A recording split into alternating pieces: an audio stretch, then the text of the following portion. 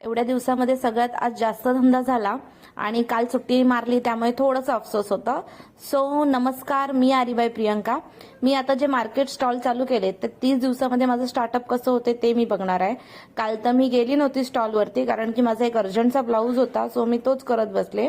म्हणून सकाळी लवकरच उठून पहिली मी स्टॉलवरती ज्या ऑर्डर्स होत्या त्या पॅक करायला गेली होती. माझ्या कस्टमर्सच्या 3 ऑर्डर होत्या, 3 कस्टमर्सच्या ऑर्डर होत्या त्या मी पॅक करून घेतल्या.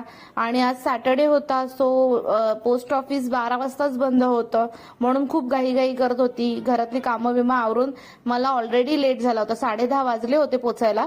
त्याच्यानंतर मी पटापट पॅक केले, व्हिडिओज वगैरे जसे होते तसे बनवले आणि नंतर ऑटोनेच जायचा विचार केला. 20 मिनिट्सच उरले होते तिथे पोचायला, सो मी ऑटोवाल्यांना बोलले की अंकल फास्ट फास्ट चलाओ, पोस्ट ऑफिस बंद होगा.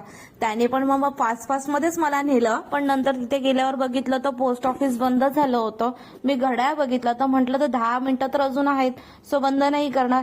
नंतर माझ्या लक्षात आलं, अरे आज तर बकरी ईद आहे, सो त्यामुळे आज पोस्ट ऑफिसच बंद आहे. घरी आली आणि घरी आल्यानंतर थोडीसं माझं जे ब्लाऊजचं वर्क होतं ते केलं. यात माझ्या एका कस्टमरचा फोन आला. ती म्हटलं की मी शॉपवर येते, सो मी म्हटलं की चालेल या तुम्ही.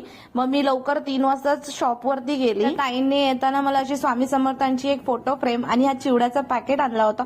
खूप भारी वाटलं की यार माझं एक फॉलोअर आहे आणि ते माझ्या शॉपवरती आले आणि त्यांनी येताना मला एवढे जे स्वामींचा फोटो आणलाय तेव्हा मला खरंच वाटलं की खरंच स्वामी माझ्याकडे स्वतः चालून आलेत. कारण की मी फक्त बाप्पाची मूर्ती ठेवली होती, बाप्पाच्या जागी बाजूला विराजमान केलं आणि त्या दोघांची आपण संध्याकाळी पूजा केली. संध्याकाळी रुपालीने पण मला एक गिफ्ट आणलं होतं जे श्रीरामाचं होतं. म्हटलं चावीला तुझ्या काहीच नाहीये, सो ते चावीला लाव करून. खूपच छान वाटत होतं कारण की माझा सेल पण आज 140 रुपयाचा झाला होता. आतापर्यंतचा सगळ्यात जास्त सेल झाला होता. मनापासून खूप भारी भारी वाटत होतं आणि एक होप मिळाली की हा आता पुढे सगळं काही चांगलं होईल. So bye, Shri Swami Samarth.